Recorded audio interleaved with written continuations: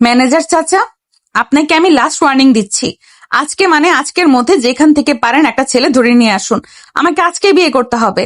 কিন্তু মামুনি, এভাবে হুট করে রাস্তা থেকে কাউকে ধরে এনে তো আর তোমার মতো মেয়ের বিয়ে দেওয়া যায় না। বড় সাহেব রাগের মাথায় একটা কঠিন শর্ত দিয়েছেন বলে কি তুমিও নিজের জীবন নিয়ে পাগলামি শুরু করবে? আমার কাছে এছাড়া আর কোনো অপশন নেই চাচা। দাদু যেভাবে আমাকে ব্ল্যাকমেইল করছে, সেখানে আমার কিছু করার নেই। দাদুর কথা না মানলে আমার তিলে তিলে গড়া এই বিজনেস এম্পায়ার দাদু চ্যারিটিতে বিলিয়ে দেবে। আমি বেঁচে থাকতে সেটা কিছুতেই হতে দেব না।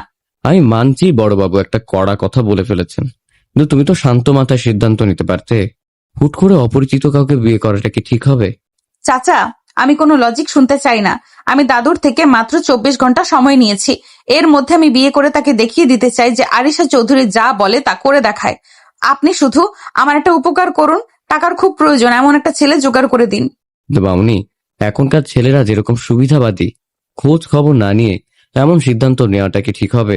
চাচা, আপনি হয়তো ভুলে যাচ্ছেন আমি তাকে রিয়েল হাজবেন্ড হিসেবে সারা জীবন গলায় ঝুলিয়ে রাখার জন্য বিয়ে করছি না। আপনি এমন একটা ছেলে আনবেন যে টাকার জন্য যা খুশি করতে পারে। সে হবে আমার হাতের পুতুল আর কেনা দাস। তাকে বলবেন আমি তাকে 50 লাখ টাকা দিব, বিনিময়ে সে 1 মাস আমার স্বামী হওয়ার অভিনয় করবে। 1 মাস পর সে তার রাস্তায়, আমি আমার রাস্তায়। তবে শর্ত একটাই, 1 মাস পর সে কোনোভাবেই আমাকে বিরক্ত করতে আসতে পারবে না। আপনি জানেন তো, আরিশা চৌধুরীকে বিরক্ত করার মতো কেউ আজও এই পৃথিবীতে জন্মায়নি। ম্যানেজার খুব ভালোভাবে বুঝতে পারলেন যে এই জেদি দাদু আর নাতনির ইগো লড়াইয়ের মাঝে তিনি চিপায় পড়ে গেছেন। আরিশাকে তিনি ছোটবেলা থেকে নিজের মেয়ের মতো আগলে রেখেছেন। আরিশার যখন 2 বছর বয়স, তখন এক কার অ্যাক্সিডেন্টে তার বাবা মা মারা যান। তারপর থেকে দাদুর কড়া শাসনের পাশাপাশি এই ম্যানেজারের মতামতেই সে বড় হয়েছে। ম্যানেজার তাকে নিয়ে খুবই চিন্তিত, তাই যার তার হাতে এই মেয়েকে তুলে দিতে তার মন সায় দিচ্ছে না। তিনি আরিশার কেবিন থেকে বেরিয়ে পড়েন এক কঠিন দায়িত্ব কাঁধে নিয়ে। চাচা, আপনার কি হয়েছে? কেউ আছেন? হেল্প করুন প্লিজ। চাচা, শরীর থেকে অনেক রক্ত বের হচ্ছে। এখনই হসপিটালে না নিলে ওনাকে বাঁচানো যাবে না। বাবা, প্লিজ আমাকে একটু বাঁচাও। আগামী সপ্তাহে আমার মেয়ের বিয়ে। আমি মরে গেলে আমার পুরো পরিবারটা রাস্তায় এসে দাঁড়াবে বাবা। আপনার কিচ্ছু হবে না চাচা, আমি আছি তো। আপনি চিন্তা করবেন না। ওরে ভাই, আপনারা কেউ কি একটু সাহায্য করবেন? একটা গাড়ি থামান প্লিজ। আকাশের আকুতি শুনেও রাস্তার লোকগুলো যেন কানে তুলো দিয়ে রেখেছিল, যে যার কাজে ব্যস্ত। কেউ এই আপদকালীন ঝামেলায় জড়াতে চায় না। আকাশ বারবার হতাশ হচ্ছিল। এই যান্ত্রিক শহরের মানুষের অমানবিকতা দেখে তার মন বিষিয়ে উঠছিল। একটা মানুষ রক্তাক্ত অবস্থায় মৃত্যুর সাথে পাঞ্জা লড়ছে, অথচ মানুষগুলো স্বার্থপরের মতো পাশ কাটিয়ে চলে যাচ্ছে। আকাশ মূলত এখানে একটা চাকরির ইন্টারভিউ দিতে এসেছিল। ইন্টারভিউ দিয়ে ফেরার পথে সে দেখে একটি দ্রুতগামী গাড়ি এই পথচারী লোকটিকে ধাক্কা দিয়ে পালিয়ে যায়। আকাশ দৌড়ে এসে লোকটির মাথা নিজের হাঁটুর উপরে রাখে এবং পাগলের মতো মানুষের কাছে সাহায্য চাইতে থাকে। কিন্তু পুলিশি ঝামেলার ভয়ে কেউ দাঁড়াতেই চাইছে না। হঠাৎই আকাশ দেখলো দূর থেকে একটি কালো রঙের দামি গাড়ি আসছে। সে লোকটিকে সাবধানে রাস্তার ধারে শুইয়ে দিয়ে দৌড়ে গিয়ে গাড়ির সামনে দাঁড়িয়ে পড়ে। ড্রাইভার, ব্রেক করো। দেখতে পাচ্ছ না সামনে একটা ছেলে দাঁড়িয়ে আছে? ড্রাইভার সজোরে ব্রেক কষলে ম্যানেজার কিছুটা বিরক্ত হন। ড্রাইভার জানলার কাঁচ নামিয়ে আকাশকে বকতে শুরু করতেই আকাশ দৌড়ে এসে ম্যানেজারের হাত পা ধরে আকুতি করতে থাকে। ম্যানেজার প্রথমে বিরক্ত হলেও আকাশের চোখের পানি আর লোকটির অবস্থা দেখে তার ভেতরে মায়া কাজ করে। একদিনে আরিশার দেওয়া 24 ঘন্টার ডেডলাইন। এই মুমূর্ষু মানুষটি সব মিলিয়ে তিনি দ্রুত লোকটিকে গাড়িতে তোলার নির্দেশ দেন। হাসপাতালে পৌঁছানোর পর আকাশ নিজের সব ফর্মালিটি পূরণ করে। ডাক্তার যখন জানায় যে লোকটির জন্য জরুরি ভিত্তিতে ও পজিটিভ রক্ত প্রয়োজন, আকাশ এক মুহূর্ত দেরি না করে নিজের রক্ত দিতে রাজি হয়ে যায়। তুমি তোমার বাবাকে খুব ভালোবাসো, তাই না বাবা? রক্ত দেওয়া শেষে আর আকাশ যখন ক্লান্ত শরীরে শুয়েছিল, ম্যানেজারের প্রশ্নে সে চোখ মেলে তাকায়। তারপর একটা দীর্ঘশ্বাস ফেলে ম্লান হেসে জবাব দেয়, উনি আমার বাবা নন আঙ্কেল। তাহলে এই অপরিচিত মানুষের জন্য তুমি নিজের জীবনের ঝুঁকি নিলে, নিজের রক্ত দিচ্ছ? আকাশ শুরু থেকে শেষ পর্যন্ত পুরো ঘটনাটা ম্যানেজারকে খুলে বলে। ম্যানেজার অবাক হয়ে ছেলেটির দিকে তাকিয়ে থাকেন। এই যুগেও এমন নিঃস্বার্থ মানুষ হয় নাকি? ম্যানেজারের মনে হলো তিথি যা খুঁজছিলেন তা হয়তো পেয়ে গেছেন উনি। আকাশের মতো সৎ আর পরোপকারী ছেলেই পারে আরিশার জেদ সামলাতে। কিছুক্ষণ চুপ থেকে ম্যানেজার পকেট থেকে একটা পানির বোতল আকাশের হাতে ধরিয়ে দিয়ে বলল, আকাশ, আমিও তোমার মতো একসময় বেকার ছিলাম। আমি জানি অভাব আর দায়িত্ব মানুষকে কতটা অসহায় করে তোলে। তুমি যদি কিছু মনে না করো তবে আমি তোমার জন্য একটা কাজের ব্যবস্থা করতে পারি। তুমি কি আমার সাথে আসবে? আঙ্কেল, আমরা কি কোনো অফিসের দিকে যাচ্ছি? আপনি কাজের কথা বলে আমাকে জজ কোর্টে নিয়ে আসলেন কেন? ধৈর্য ধরো আকাশ, তোমাকে আমি বলেছি যে একটা ব্যবস্থা করে দেব, সেটার জন্যই এখানে আসা। সবুরে মেওয়া ফলে, বুঝলে? আসলে আমি অ্যাকাউন্টিং এ মাস্টার্স শেষ করে গত 2 বছর ধরে এই শহরটার অলিতে গলিতে ঘুরছি। আমার মতো এতিম ছেলের তো আর মামা চাচা নেই যে এক কথায় চাকরি হয়ে যাবে। ঘুষ দেওয়ার মতো সামর্থ্য আমার নেই। বিশ্বাস করেন আঙ্কেল, আজকেও ইন্টারভিউটা দারুণ দিয়েছিলাম, কিন্তু ওই যে দিন শেষে ওরা টাকার অঙ্ক আর চেনা মুখই খুঁজবে, তাই খুব দুশ্চিন্তায় আছি। আমি জানি বাবা, এই শহরে মেধার চেয়ে টাকার জোর বেশি চলে, কিন্তু তুমি আজ যা করলে, ওই অপরিচিত লোকটাকে বাঁচাতে নিজের রক্ত দিলে, এটা দেখে আমার মনে হচ্ছে তুমি অনেক বড় পদের যোগ্য। আমি শুধু বেঁচে থাকার একটা অবলম্বন চাইছি আঙ্কেল। 3 বেলা খেয়ে পরে ঢাকার এই মেসে টিকে থাকাটা এখন আমার জন্য বিলাসিতা হয়ে দাঁড়িয়েছে। আপনি যেখানেই নিয়ে যান আমি কাজ করতে রাজি আছি। ম্যানেজার আকাশের দিকে তাকিয়ে মনে মনে একটা গভীর দীর্ঘশ্বাস ফেললেন। আকাশের সরলতা আর অভাব তাকে মুগ্ধ করলেও আজ তাকে এক জটিল জালে জড়াতে যাচ্ছেন তিনি। ম্যানেজার পকেট থেকে ফোন বের করে আরিশা চৌধুরী ডায়াল করে দ্রুত কথা বলে নিলেন। হ্যালো মামুনি, শোনো, তুমি যেটা চেয়েছিলে সেটা পাওয়া হয়ে গিয়েছে। একদম পারফেক্ট একজন পেয়েছি। তুমি কোনো দেরি না করে প্রয়োজনীয় কাগজপত্র নিয়ে এক্ষুনি জজ কোর্টে চলে আসো। আমি এখানে তোমার জন্য অপেক্ষা করছি। বিয়ে, কোর্ট, মামুনি, আঙ্কেল, আপনি কার সাথে কথা বলছেন? আর আমাকেই বা এখানে কেন নিয়ে আসা হলো? এখানে তো চাকরির কোনো অফিস দেখছি না। চুপচাপ বসে থাকো আকাশ, এক্ষুনি সব জানতে পারবে। তোমার জীবন বদলে যাওয়ার সময় এসেছে। গাড়ি এসে থামলো জজ কোর্টের সামনে। কিছুক্ষণ পরেই সেখান থেকে একটি রাজকীয় সাদা রঙের মার্সিডিজ এসে থামলো। গাড়ি থেকে নামলো এক অনন্য সুন্দরী কিন্তু অহংকারী চেহারার একটা মেয়ে, আরিশা চৌধুরী। সে সোজা ম্যানেজারের সামনে এসে দাঁড়ালো। ম্যানেজার চাচা, এই সেই ছেলে? একেই আপনি আমার জন্য পছন্দ করেছেন? একে তো দেখে মনে হচ্ছে রাস্তার কোনো ভিখারি। এক্সকিউজ মি, আপনি কে? আর আমাকে এভাবে কথা বলছেন কেন? আঙ্কেল, ইনি কে? আর উনি আমাকে অপমান করার সাহস পাচ্ছেন কোত্থেকে? শান্ত হও আকাশ। মামুনি, তুমি বাইরে থাকো, আমি ওর সাথে আলাদা করে কথা বলে নিচ্ছি। আকাশ, আমার দিকে তাকাও। তোমার খুব টাকার দরকার না? আমার চাকরির দরকার আঙ্কেল। টাকার জন্য আমি ভিক্ষা করতে আসিনি। কাজটা অনেকটা সেরকমই। তোমাকে এই মেয়েটির স্বামী সেজে থাকতে হবে, মাত্র 1 মাসের জন্য। এটা একটা কন্ট্রাক্ট।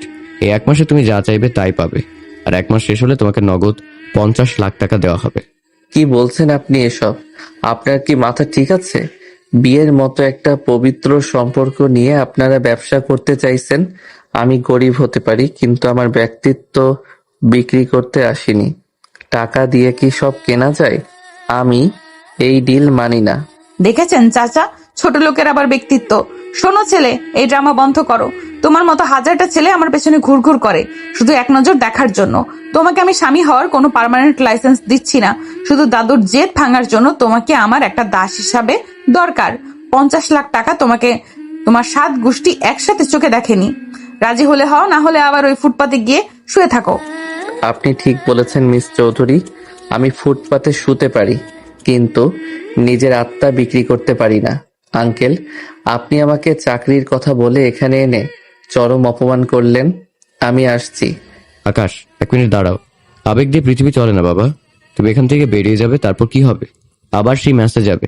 2 দিন পর ম্যাচ মালিক তোমাকে বের করে দিবে, কারণ তুমি ভাড়া দিতে পারো না। আবার ইন্টারভিউ দিবে, আর ওরা তোমাকে ছুঁড়ে ফেলে দেবে। ওই যে লোকটাকে হসপিটালে রেখে আসলে, কালোর মেডিসিনের টাকা কোত্থেকে আসবে? এই সুযোগ হাতছাড়া করলে তোমাকে সারা জীবন পস্তাতে হবে। কিন্তু আঙ্কেল, বিয়ে সমাজ কি ভাববে? আমার বিবেক কি আমাকে ক্ষমা করবে? টাকার জন্য কি একটা মানুষের জীবন নিয়ে এভাবে খেলা করা যায়? এটা স্রেফ একটা অভিনয়, কেউ জানবে না। 1 মাস পর তুমি তোমার 50 লাখ টাকা নিয়ে সুন্দর একটা জীবন শুরু করতে পারবে। ভেবে দেখো, এই টাকা দিয়ে তুমি একটা ব্যবসা করতে পারবে, অসহায় মানুষের পাশে দাঁড়াতে পারবে। স্রেফ 1 মাসের অভিনয় কি তোমার সারা জীবনের কষ্টের চেয়েও বড়? চাচা, ওর সাথে এত কথা বলার সময় আমার নেই। আমি পেপারস রেডি করে রেখেছি, সাইন করলে করো, নয়তো আমি অন্য কাউকে দেখছি। Time is money. ঠিক আছে আঙ্কেল, আমি রাজি, কিন্তু আমার একটা শর্ত আছে। এই 1 মাস আমি আপনার বাড়ির কোনো কিছুতে অনধিকার চর্চা করব না, আর আপনিও আমাকে অকারণে অপমান করে কথা বলতে পারবেন না। শর্ত আমি দেই, নেই না। তবে ঠিক আছে, তোমার টাকা পাওয়া নিয়ে কথা। চলো ভেতরে যাই, আমাদের এখনই কাজ শেষ করতে হবে। আকাশের ভেতরটা কান্নায় ভেঙে পড়েছিল। সে বুঝতে পারছিল না সে কি ঠিক করছে নাকি ভুল, কিন্তু অভাবের তাড়না আর পরিস্থিতির চাপে পড়ে সে আজ নিজের নীতি বিসর্জন দিতে বাধ্য হলো। কোর্টের নির্জন কক্ষে আরিশা চৌধুরীর সাথে তার চুক্তিনামায় সই হলো। Welcome to my hell, mister Akash. মনে রেখো, তুমি শুধু আমার একটা দামি খেলনা মাত্র। গাড়িতে গিয়ে বসো। এখন থেকে আমার হুকুম ছাড়া তোমার নিঃশ্বাস নেওয়ার অধিকার নেই। সময় সবার এক যায় না মিস চৌধুরী। আজ আপনি উপরে আছেন বলে আমাকে নিচু দেখছেন, কিন্তু মনে রাখবেন, ভাগ্য বড় অদ্ভুত জিনিস। তোমরা এখন বাসায় চলো, বড় সাহেব বাড়িতে অপেক্ষা করছেন। আকাশ, নিজেকে শক্ত করো, আসল যুদ্ধ কিন্তু এখন শুরু হবে। ম্যানেজার চাচা, এই ছেলেকে গাড়ির পেছনে বসতে বলুন। আমার পাশে বসার যোগ্যতা ওর নেই। আর শোনো আকাশ, চৌধুরী বাড়িতে পা রাখার পর মুখ একদম বন্ধ রাখবে। দাদু যদি কোনো প্রশ্ন করে আমি যা শিখিয়ে দিব ঠিক সেইটুকুই বলবে। এর বাইরে একটা শব্দ উচ্চারণ করলে তোমার 50 লাখ টাকার চেক কিন্তু মাঝপথে ছিঁড়ে ফেলবো। টাকা যখন দিচ্ছেন তখন কথা তো আপনারই শুনতে হবে। তবে একটা কথা মনে রাখবেন মিস আরিশা, আপনি আমার সম্মান কিনতে পারেননি, শুধু সময়টা ভাড়া নিয়েছেন। গাড়ির পেছনে বসা বা সামনে বসা নিয়ে আমার কোনো আক্ষেপ নেই। আমার মতো মানুষের জন্য রাস্তার ধুলোবালি তো বরাদ্দ ছিল, সেখানে আপনার দামি গাড়ির পেছনের সিট তো অনেক বড় বিলাসিতা। তোমরা গাড়ি থামিয়ে তর্ক করা বন্ধ করো তো। মামনি, আকাশকে একটু গুছিয়ে কথা বলতে দাও। আর আকাশ, তুমি ওর কথায় মন খারাপ করো না। ও একটু জেদি, কিন্তু পরিস্থিতির চাপেও আজ এমনটা করছে। আসলাম চৌধুরী সাহেবকে সামলানোই এখন আমাদের প্রধান কাজ। গাড়ি স্টার্ট দাও ড্রাইভার, অনেক দেরি হয়ে গেছে। গাড়ি এসে থামলেও চৌধুরী ভিলার বিশাল গেটের সামনে। সাদা মার্বেল পাথরের তৈরি রাজকীয় রাজপ্রাসাদ সমতুল্য বাড়িটা দেখে আকাশের চোখ কপালে ওঠার দশা। সে কল্পনাও করতে পারেনি এই শহরে এমন কোনো বাড়ি থাকতে পারে। ম্যানেজার আকাশকে ইশারায় নামতে বললে এবং আরিশার পিছু পিছু ভেতরে যেতে বললেন। ড্রয়িং রুমে গম্ভীর মুখে সোফায় বসেছিলেন আরিশার দাদু আসলাম চৌধুরী। আরিশা, আমি শুনলাম তুই নাকি কোর্টে গিয়েছিলি, আর এই ছেলেটাকে, একেই কি তুই বিয়ে করেছিস? ম্যানেজার, এই সে ছেলে তো? হ্যাঁ দাদু, তুমিই তো বলেছিলে আমাকে 24 ঘন্টার মধ্যে বিয়ে করতে হবে, না হলে তুমি সব সম্পত্তি চ্যারিটিতে দিয়ে দিবে। এই তো আমার স্বামী আকাশ। আমরা কোর্টে গিয়ে বিয়ে সেরে এসেছি। এখন অন্তত তোমার ওই উইল পরিবর্তন করার কথা ভাবতে পারো। আকাশ অনেক মেধাবী এবং ও আমার পছন্দ। আসলাম চৌধুরী থমথমে মুখে আকাশের দিকে তাকালেন। তার চোখে অনেক প্রশ্ন ছিল। তিনি ম্যানেজারের চোখের দিকে তাকালে ম্যানেজার আলতো করে চোখের ইশারায় তাকে আশ্বস্ত করলেন। আসলাম চৌধুরী মনে মনে হাফ ছেড়ে বাঁচলেন। তিনি জানতেন তার নাতনি জেদি, সে কোনোদিনই বিয়ে করবে না বলে পণ করেছে। সেই নাতনি যখন নিজে থেকে কাউকে বর হিসেবে নিয়েছে, এতে তিনি মনে মনে প্রচন্ড খুশি হয়েছে যে তার নাতনি অন্তত সেটেল হচ্ছে, কিন্তু মুখে তিনি সেই আনন্দের লেশমাত্র প্রকাশ করলেন না। তোর পছন্দ নিয়ে আমার কিছু বলার নেই আরিশা, তবে হুট করে কাউকে কিছু না জানিয়ে বিয়ে করে ফেললি, এটা চৌধুরী বংশের ঐতিহ্যের সাথে যায় না। এই ছেলে কি করে, এর বংশ পরিচয় কি? হুট করে একে তো মেনে নেওয়া যায় না। আসসালামু আলাইকুম দাদু। আমি জানি আমাকে দেখে আপনার সাধারণ মনে হতে পারে, আপনার মতো বড় মাপের মানুষের নাতনির পাশে আমাকে মানায় না, এটা আমি নিজেও জানি। কিন্তু আরিশা যখন আমার হাত ধরলো তখন আমি ফিরিয়ে দিতে পারিনি। আমি কথা দিচ্ছি, আরিশার কোনো অমর্যাদা আমার জন্য হবে না। দাদু ডাকবি না আমাকে, আমি এখনো তোকে নাতজামাই হিসেবে সার্টিফিকেট দেইনি। ম্যানেজার, এই ছেলেকে সত্যি কোনো প্রজেক্টে ছিল, নাকি আরিশাকে নাটক করার জন্য ভাড়া করে এনেছে? সত্যি কথা বলো। বড় সাহেব, আপনি শুধু শুধু সন্দেহ করছেন। মামনি তো মিথ্যে বলছে না। আকাশ অনেক মেধাবী ছেলে, ও আরিশার বিজনেস সামলাতে অনেক হেল্প করেছে। ও একটু সাধারণ ঘরের ছেলে হতে পারে, কিন্তু ওর মেধা অসাধারণ। এখন এই ক্লান্ত অবস্থায় ওদের উপর রাগ না করে ঘরে তুলতে দেওয়াটাই কি ভালো দেখায় না? আসলাম চৌধুরী ম্যানেজারের ইশারা পেয়ে বুঝতে পারলেন যে ছেলেটি হয়তো আপাত দৃষ্টিতে সাধারণ হলেও বিশ্বস্ত হবে।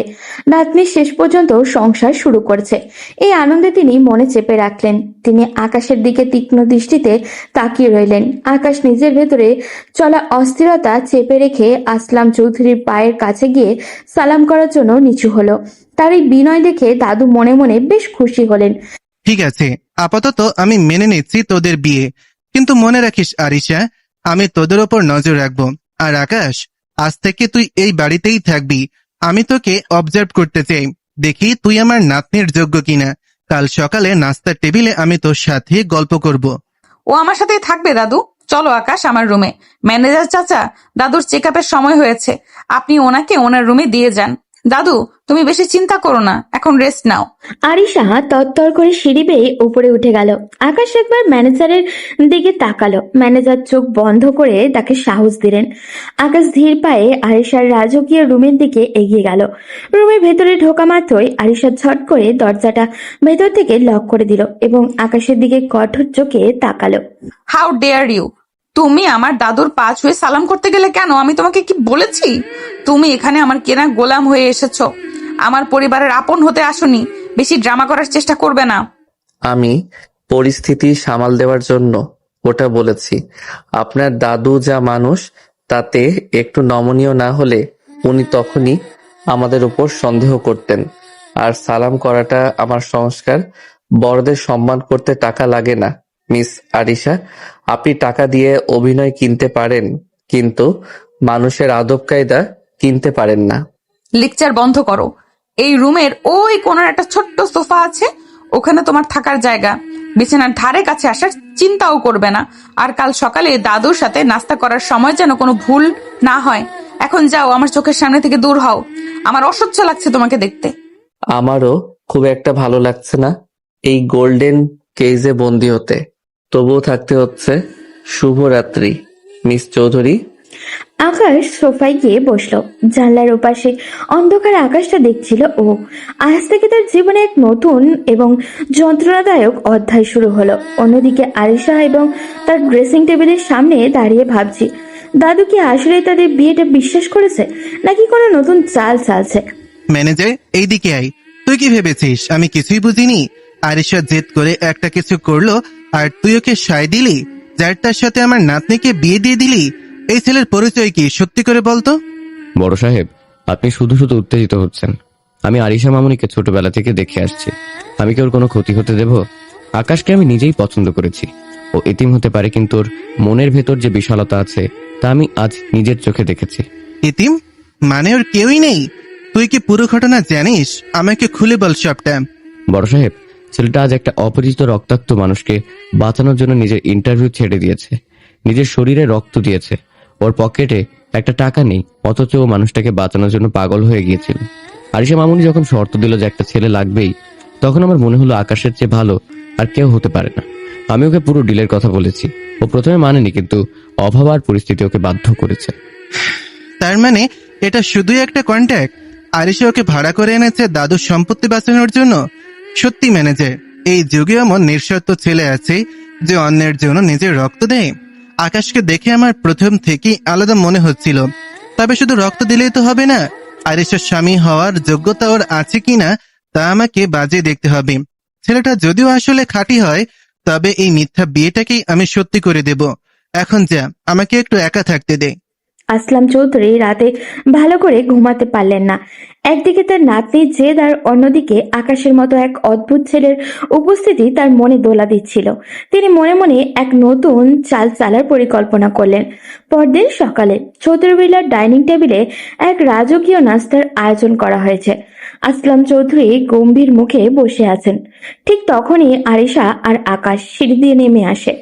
তারা এমনভাবে হাত ধরাধরি করে আসছিল যেন তারা জগতের সবচেয়ে বেশি সুখী দম্পতি।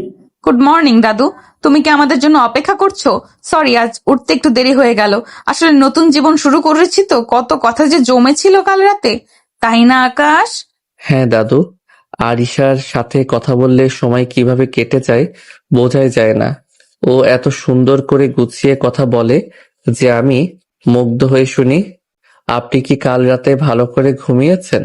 আমি তো ভালোই ঘুমিয়েছি, কিন্তু তোদের চোখে তো ঘুমের রেশ নেই দেখছি। বস, নাস্তা কর।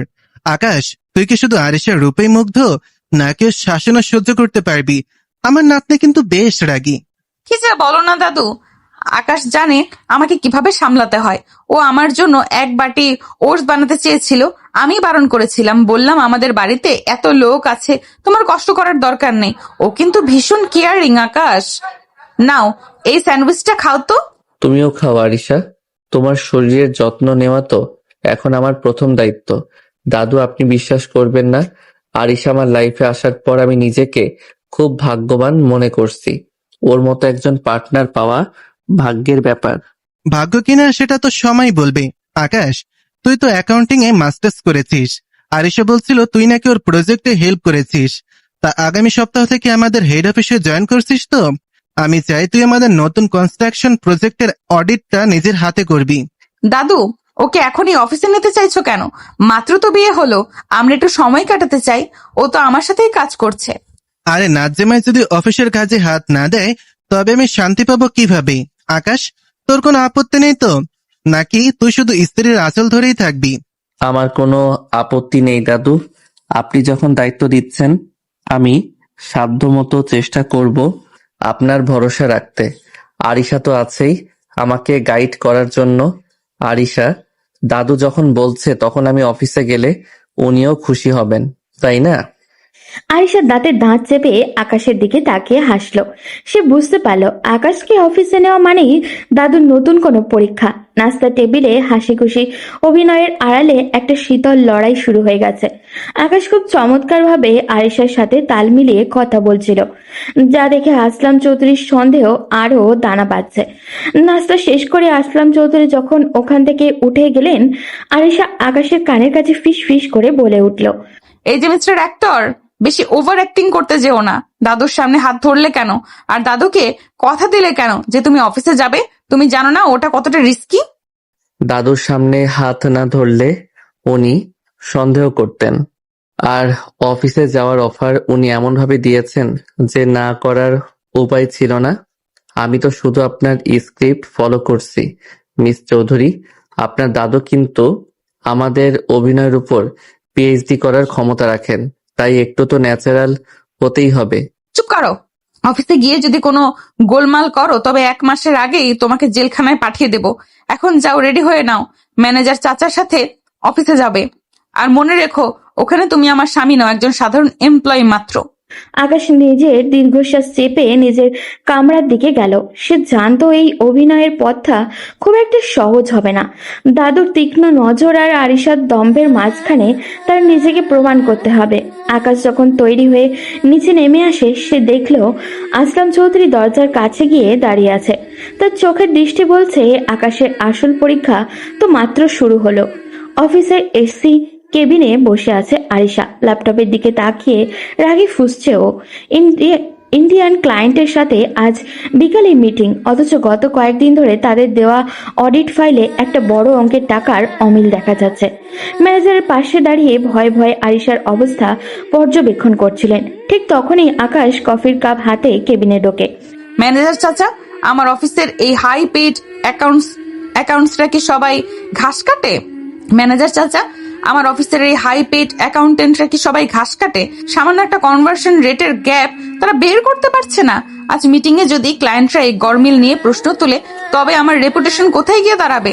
মামুনি, ওরা তো রাত জেগে কাজ করছে। আসলে হিসেবে কোথাও একটা সূক্ষ্ম প্যাচ লেগে আছে, যা ওরা ধরতে পারছে না। আকাশ দরজার পাশে দাঁড়িয়ে সব শুনছিল।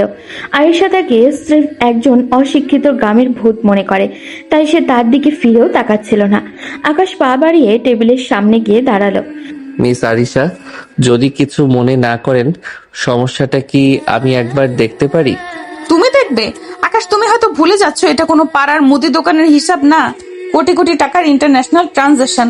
তুমি গিয়ে বরং সোফায় বসো, ফালতু সময় নষ্ট করো না। জাস্ট 2 মিনিট সময় দিন। আমি যদি না পারি তবে আপনি যা বলবেন তাই হবে। জেদ করে তো কোনো লাভ নেই। সমস্যাটা তো সমাধান হওয়া দরকার। আরিশা খুব বিরক্তি হয়ে ল্যাপটপটা আকাশের দিকে ঘুরিয়ে দিল। তার ধারণা ছিল আকাশ বড় বড় সংখ্যা দেখে ভড়কে যাবে, কিন্তু আকাশ অত্যন্ত দক্ষতার সাথে মাউস স্ক্রল করে কয়েকটা লিঙ্কে ক্লিক করলো। কিবোর্ডের বাটনে কয়েকটা আঙুল চালিয়ে সে মাত্র কয়েক সেকেন্ডের সমস্যার গোড়ায় পৌঁছে গেল।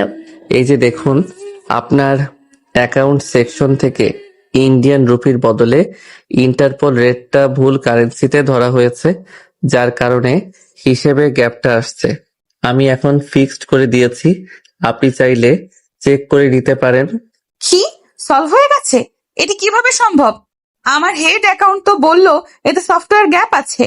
আরিশা স্ক্রিনের দিকে তাকিয়ে পাথর হয়ে গেল। যে হিসাব নিয়ে 3 দিন ধরে 10 জন মানুষ হিমশিম খাচ্ছে, আকাশ সেটা তুড়ে মেরে সমাধান করে দিল। আরিশার বুকটা একটু কেঁপে উঠল। সে ইমপ্রেসড হয়েছে ঠিকই, কিন্তু দম্ভের কারণে সেটা মুখে প্রকাশ করতে পারছে না। কিছুক্ষণ পর সে আবারও একটা অ্যাকাউন্ট ফাইলের দিকে মনোযোগ দিল।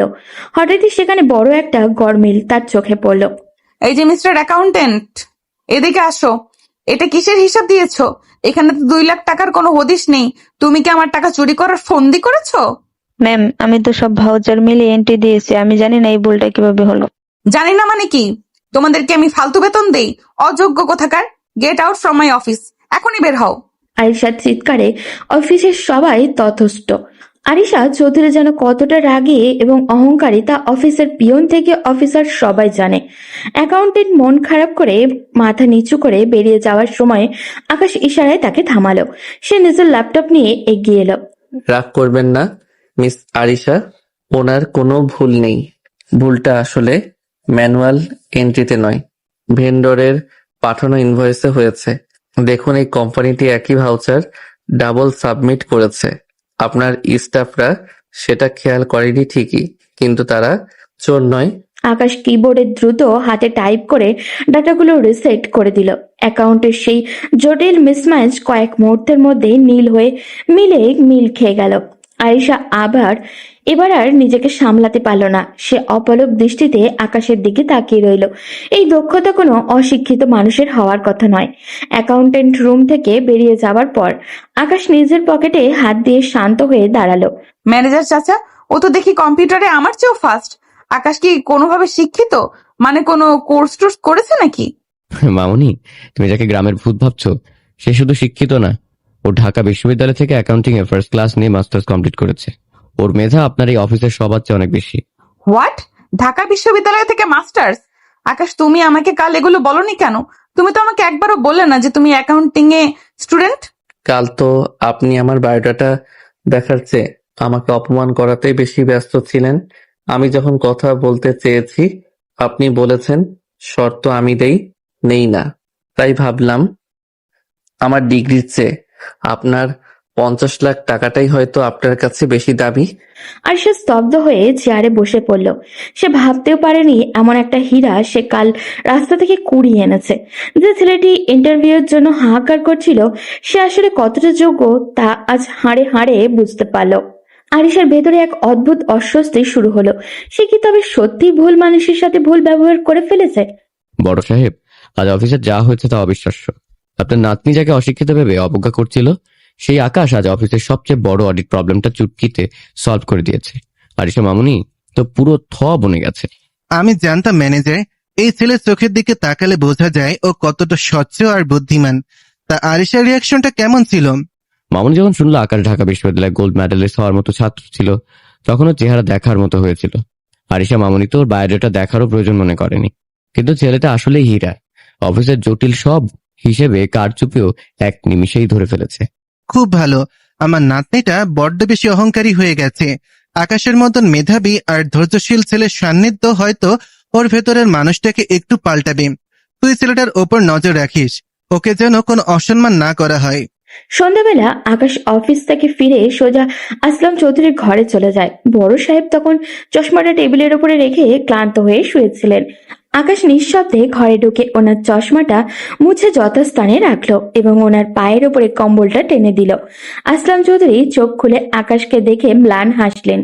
আকাশ সারাদিন ওনার ছোটখাটো প্রয়োজনে পাশে থাকছিল, যা ওনার নিজের আপনজনেরাও খুব একটা করে না। দাদু, আপনার ডাবের জলটা টেবিলে রাখা আছে, ওটা আধা ঘন্টা আগে খাওয়ার কথা ছিল। আপনি বোধহয় ভুলে গিয়েছিলেন। একটু উঠে খেয়ে নিন তো। তুই এত কিছু খেয়াল রাখিস কেন রে পাগল? এই বাড়িতে তো লোক লস্করের অভাব নেই।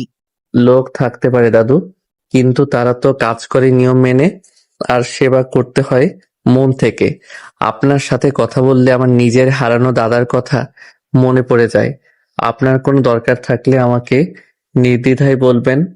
আকাশ শুধু দাদুর নয়, আরিশারও কখন কি প্রয়োজন সেদিকে সূক্ষ্ম নজর রাখছিল। আরিশা কফি পছন্দ করে, কিন্তু চিনি ছাড়া। আরিশা ল্যাপটপে কাজ করতে করতে অনেক সময় জল খেতে ভুলে যায়। এসব ছোট ছোট বিষয় আকাশ যত্ন করে গুছিয়ে দেয়।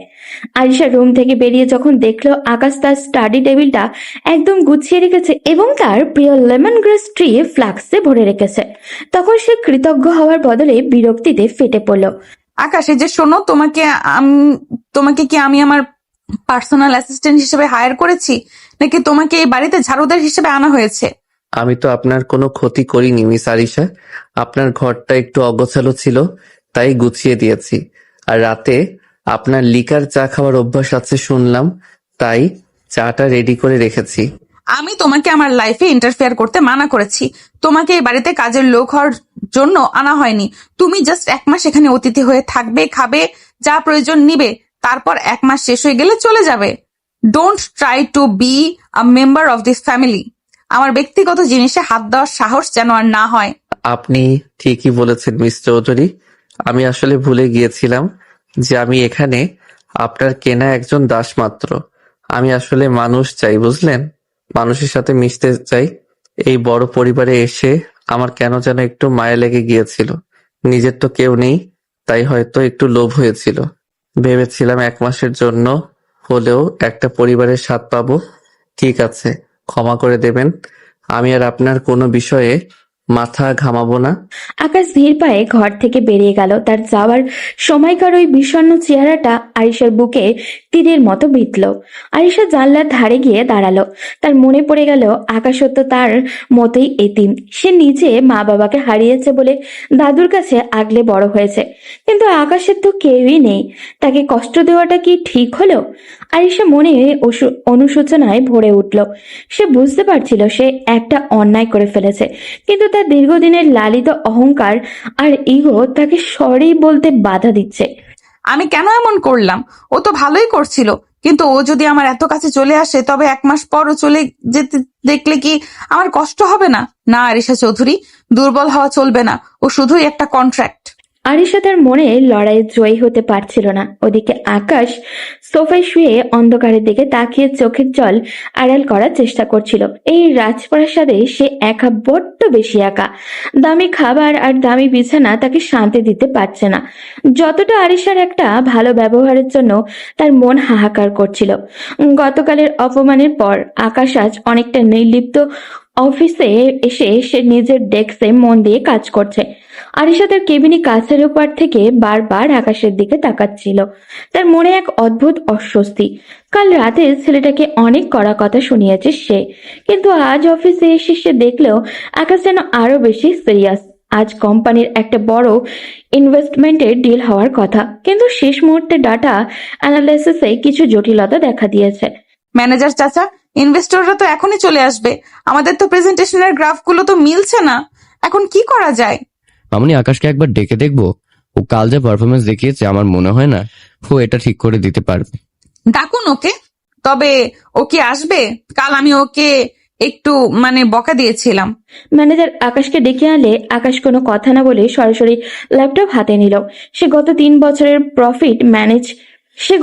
বছরের প্রফিট মার্জিন আর আগামী 5 বছরের ফিউচার প্রজেকশনে এমন দুর্দান্তভাবে একটা গ্রাফ ফুটিয়ে তুলল যে আরিশা বিস্ময়ে বিমূঢ় হয়ে গেল। আকাশ শুধু অঙ্ক মেলায় না, সে ডাটা দিয়ে ভবিষ্যৎও পড়তে পারে। আরিশার মনের ভেতরে থাকা সব ভুল ধারণা আজ যেন কর্পূরের মতো উড়ে গেল। সে মনে মনে ভাবল, এই ছেলেটি কি সত্যি ঈশ্বর পেয়ে? স্যার, আপনার কফি।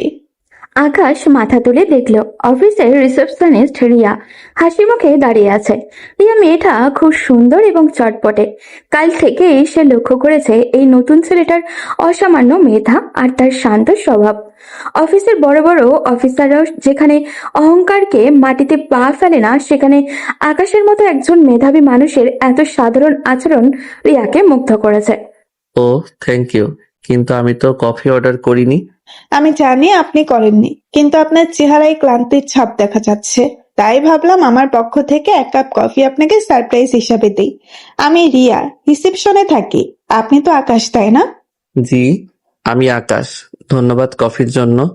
আসলে কাজের চাপে ক্লান্ত হয়ে পড়েছিলাম। আপনি তো দেখি জাদুকর। পুরো অফিস আজ আপনাকে নিয়ে কথা বলছে। আরিশা ম্যামের মতো রাকি মানুষকে আপনি যেভাবে শান্ত করে দিলেন, এটা অবিশ্বাস্য। আমি কিন্তু খুব মিশুক, কথা বলতে পছন্দ করি। আপনি চাইলে আমরা ফ্রেন্ড হতে পারি। রিয়া খুব সহজভাবে কথাগুলো বলল। আকাশ প্রথমে একটু জড়সড় থাকলেও রিয়ার বন্ধুসুলভ আচরণে সে কিছুটা সহজ হলো। এই যান্ত্রিক শহরে আরিশা চৌধুরীর বাড়িতে যখন সে প্রতিনিয়ত অপমানিত হচ্ছে, সেখানে রিয়ার মতো একজন সাধারণ মেয়ের হাসি আর বন্ধুত্বপূর্ণ কথা তাকে একটু তো স্বস্তি দিল। আচ্ছা আকাশ, আপনি কি সবসময় এত গম্ভীর থাকেন? একটু হাসুন না, হাসলে আপনাকে আরো বেশি স্মার্ট লাগে। আপনার লাঞ্চ কি হয়েছে? না হলে আমরা একসাথে ক্যান্টিনে যেতে পারি। হুম, আসলে নাস্তা দেরি করে করেছি তো, তাই এখনো লাঞ্চের কথা ভাবিনি। তবে আপনার সাথে কথা বলে ভালো লাগলো। আপনি খুব সুন্দর কথা বলেন। রিয়া আর আকাশের এই কথোপকথন আরিশা কেবিনের ভেতর থেকে স্পষ্ট দেখতে পাচ্ছিল। সে লক্ষ্য করলো আকাশ রিয়ার সাথে বেশ সহজভাবেই হাসছে, যা তার সাথে কোনো দিনও করেনি। কেন জানি আরিশার বুকের ভেতরটা একটু খচখচ করে উঠল।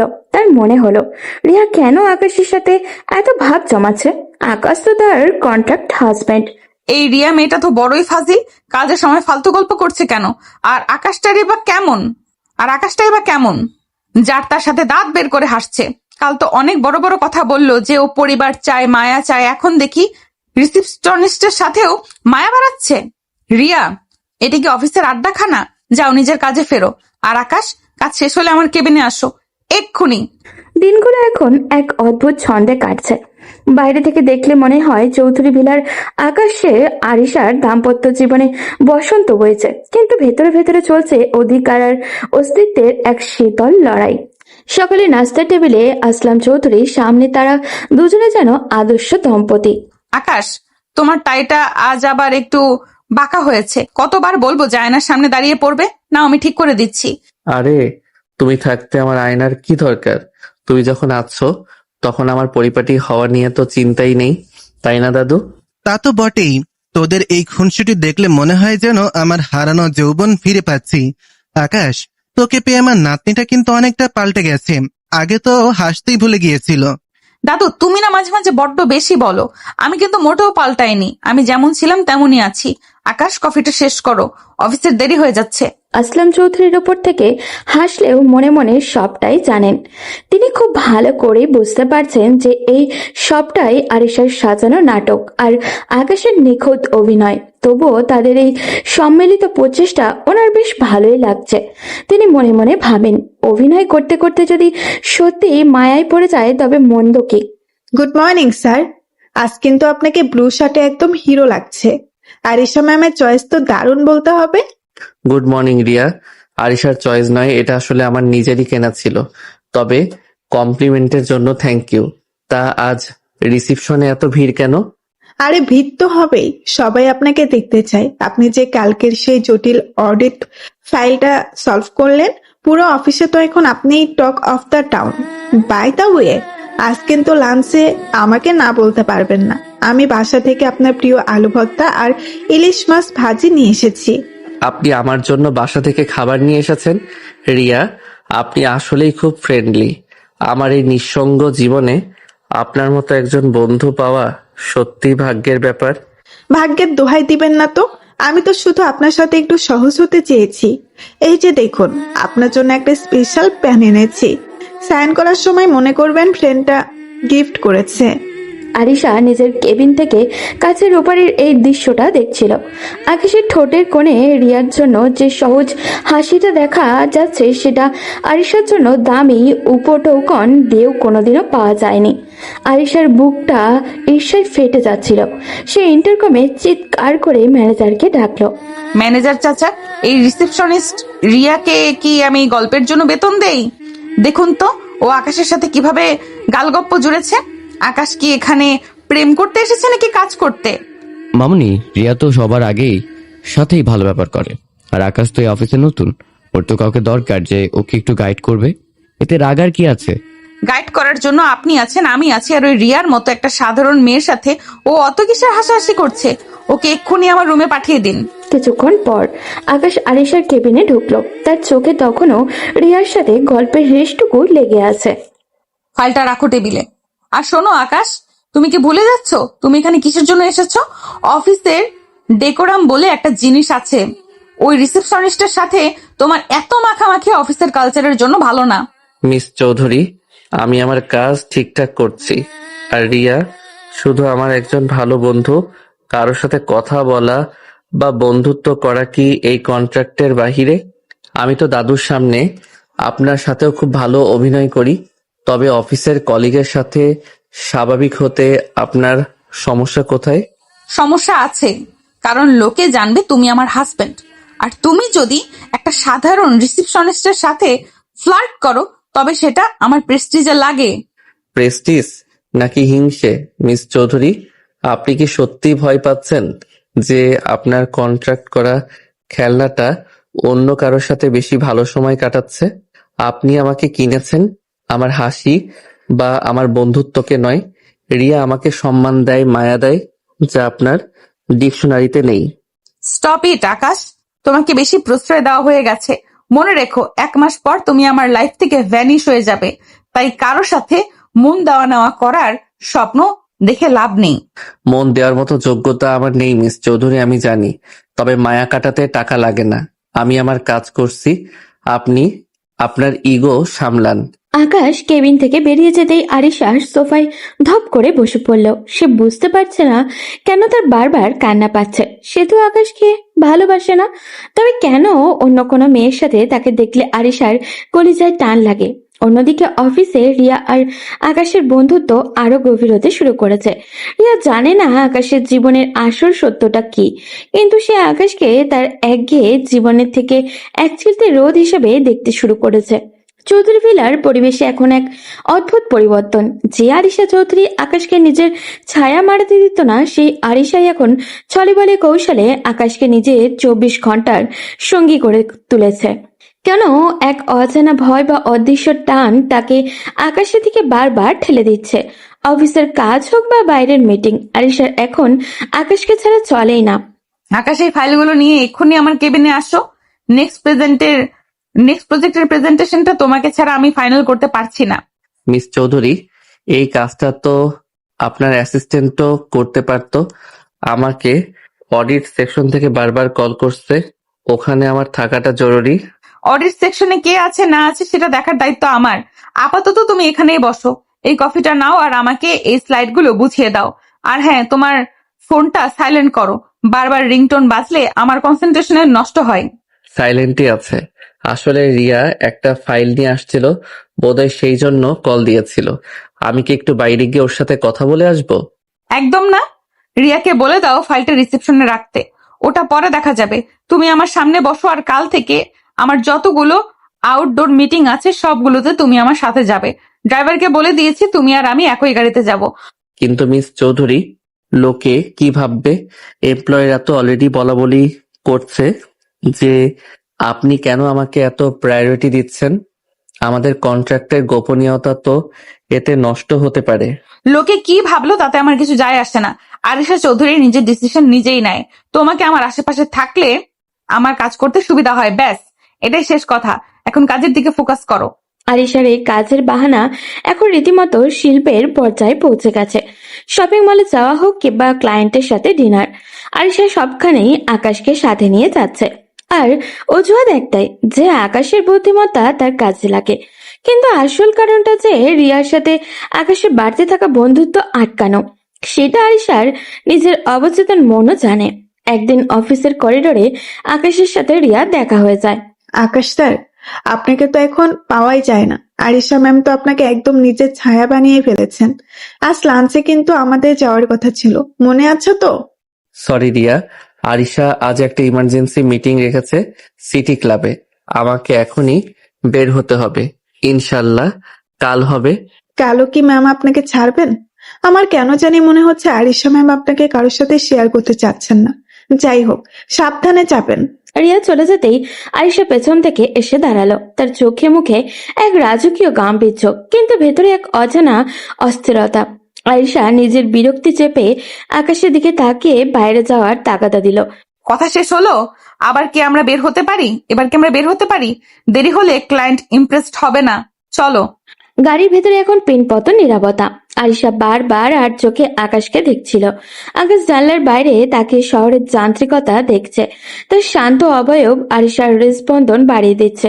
হুট করেই একটা জোরালো ব্রেক কষল। আরিশা শরীরের ভারসাম্য হারিয়ে আকাশের কাঁধের উপরে গিয়ে পড়ল। কয়েক সেকেন্ডের জন্য সময় যেন থমকে গেল।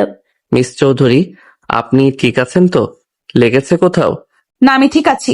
ড্রাইভার সাবধানে গাড়ি চালাও। আকাশ, তোমার শার্টের কলারটা একটু ঠিক করো। চৌধুরী গ্রুপের জামাই হিসেবে তোমাকে পারফেক্ট দেখা দরকার। আপনি কি সত্যি আমাকে চৌধুরী গ্রুপের জামাই ভাবছেন, নাকি 1 মাসের একটা অভিনয়কে খুব বেশি সিরিয়াসলি নিচ্ছেন? যা হওয়ার হচ্ছে, বেশি প্রশ্ন করো না তো। এই 1 মাস তুমি আমার প্রপার্টির মতো, তাই আমি যেখানে নিয়ে যাব সেখানেই তোমাকে যেতে হবে। আরিশা ওই অধিকারবোধ আকাশের মনে এক অদ্ভুত অনুভূতি তৈরি করেছে। সে বুঝতে পারছে আরিশার এই কঠিন খোলসের নিচে একটা নরম মন আছে, যা একা থাকতে ভয় পায়। রাতে বাড়ি ফেরার পর দাদু যখন দুজনকে একসাথে গাড়ি থেকে নামতে দেখলো, তার মুখে একটা তৃপ্তির হাসি ফুটে উঠল।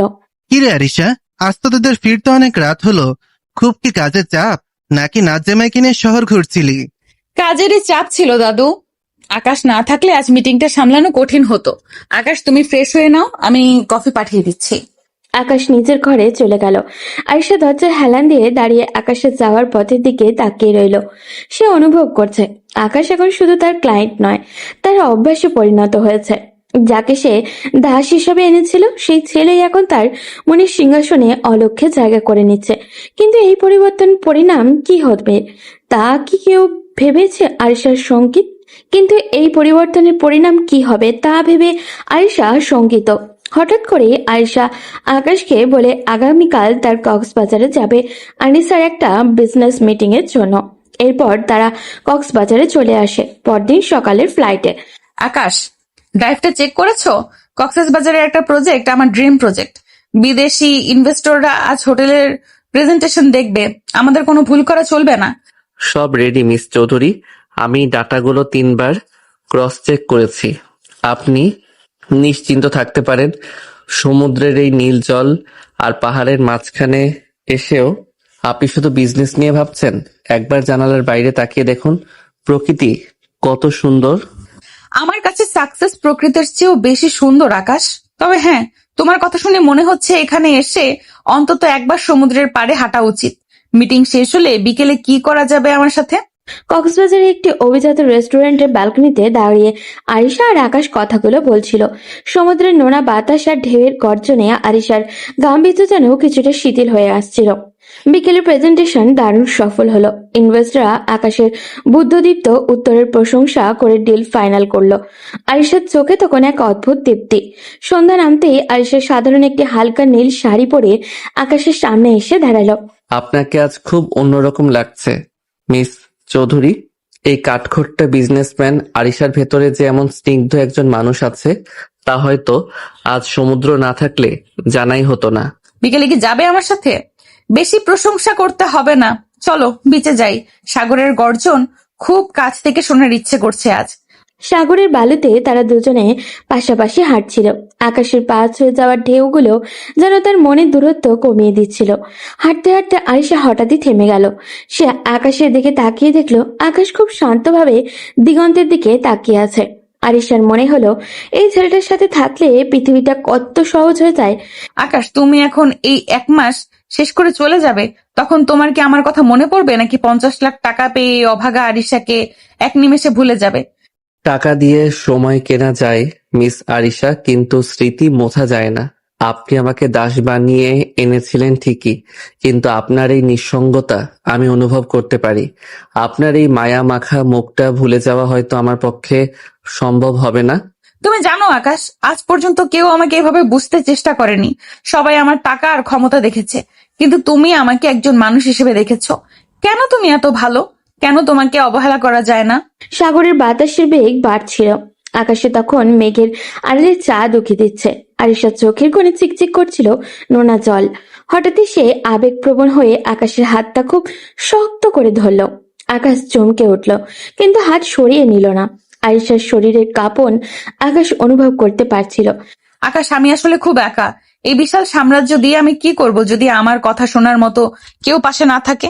আমি কি অনেক খারাপ? কেন আমি তোমাকে প্রথম থেকেই কষ্ট দিয়েছি?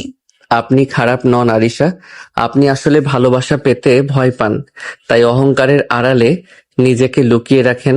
কাঁদবেন না প্লিজ, আপনার চোখে জল মানায় না। আকাশ খুব হালকা করে আরিশার গাল থেকে অশ্রু মুছে দিল। সেই মুহূর্তে সমুদ্রের গর্জন ছাড়া আর শব্দ যেন স্তব্ধ হয়ে গেল। আরিশা নিজেকে আর সামলাতে পারল না। সে আকস্মিক ভাবে আকাশের বুকের মধ্যে মুখ লুকালো। আকাশের হৃদস্পন্দন তখন দ্রুততর হচ্ছে। সে আরিশাকে দুহাতে জড়িয়ে ধরল। কক্সবাজারের সেই নির্জন সৈকতে চাঁদের আলোয় ভেসে যাওয়ার মুহূর্তে তারা দুজনেই খুব বাধা ভুলে একে অপরের অনেকটা কাছাকাছি চলে এলো। আকাশ, আমি হয়তো তোমাকে আর কোনোদিন যেতে দিতে পারবো না। আমাদের এই 1 মাসের চুক্তি কি সারা জীবন হতে পারে না? সময় সব প্রশ্নের উত্তর দেবে আরিশা, আজ শুধু এই সুন্দর মুহূর্তটাকে অনুভব করতে দিন। আরিশা আকাশের চোখের দিকে তাকালো। সে চোখে আজ ঘৃণা নেই, বরং কোনো রাগও নেই।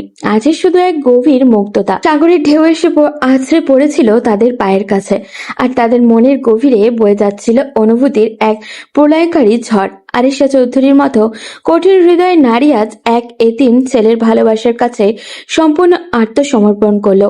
কক্সবাজার থেকে ফেরার পর আকাশ আর আরিশার সম্পর্কের সমীকরণটা একদমই বদলে গেছে।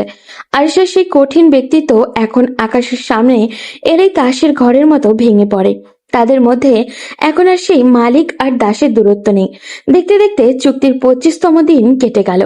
ঘড়ির কাঁটা যেন এখন আরিশার কাছে এক একটা আতঙ্কের নাম। আকাশ, সোফায় শুলে তো তোমার পিঠে ব্যথা হয়। আজ থেকে তুমি চাইলে এই বড় বেডটার একপাশে ঘুমাতে পারো, আমার কোনো সমস্যা নেই। আজ 25 দিন হয়ে গেল আরিশা, আর মাত্র 5 দিন, তারপর তো এই রাজপ্রাসাদ ছেড়ে আমাকে আমার সেই পুরনো মেসেই ফিরে যেতে হবে। এখন এই দামি বেডে ঘুমানোর অভ্যাস করলে পরে হয়তো ফুটপাতে ঘুম আসবে না। 5 দিনের তো পথ, সোফাতেই ভালো আছি। আকাশের মুখে 5 দিন পর চলে যাওয়ার কথা শুনে আয়েশার বুকটা হু হু করে উঠল। সে ভেবেছিল কক্সবাজারের ওই মুহূর্তগুলোর পর আকাশ হয়তো চুক্তির কথা ভুলে যাবে, কিন্তু আকাশের এই বাস্তববাদী কথাগুলো আয়েশাকে মনে করিয়ে দিল যে তাদের সম্পর্কের ভিত্তিটা ছিল স্রেফ একটা কন্ট্রাক্ট। আয়েশা সারা রাত ঘুমাতে পারল না, তার চোখের জল বালিশ ভেজাতে লাগলো। পরদিন সকালে এক রাশ মন খারাপ নিয়ে আরিসা অফিসে পৌঁছালো। কেবিনে ঢোকার আগেই তার চোখ পড়ল এক অসহ্য দৃশ্য। আকাশ স্যার, এই কফিটা খেয়ে দেখুন তো। আজ আমি নিজের হাতে আপনার জন্য বানিয়ে এনেছি। আপনি চলে যাবেন শুনলাম, আমার কিন্তু খুব মন খারাপ হবে। আপনি তো দেখি অনেক খবর রাখেন রিয়া। আসলে জীবন তো থেমে থাকে না, তবে আপনার মতো বন্ধুর কথা আমার সারা জীবন মনে থাকবে। শুধু মনে রাখলে হবে না, যাওয়ার পর কিন্তু আমাকে ট্রিট দিতে হবে। আপনার সাথে কাটানোর সময়গুলো আমার কাছে স্পেশাল হয়ে থাকবে। আরিশা করিডোর দিয়ে যাওয়ার সময় দেখলো আকাশ আর রিয়া খুব সহজভাবে হাসাহাসি করছে।